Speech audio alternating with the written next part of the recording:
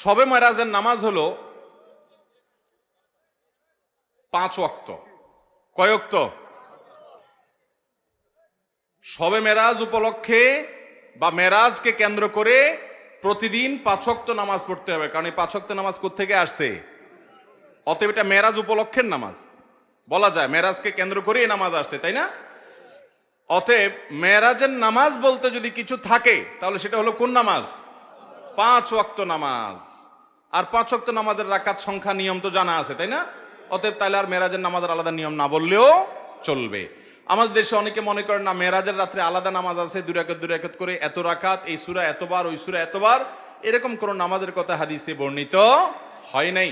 নবী করিম সাল্লাল্লাহু আলাইহি ওয়াসাল্লামের মেরাজ হয়েছে সেটা সত্য, বরং মহাসত্য। তার ইসরা হয়েছে সেটি সত্য, মহাসত্য। কোরআনে আয়াত আছে, অস্বীকার করলে ঈমান থাকবে না। কিন্তু সেই মেরাজ ঠিক কোন সনে হয়েছে, কোন তারিখে হয়েছে, এইগুলো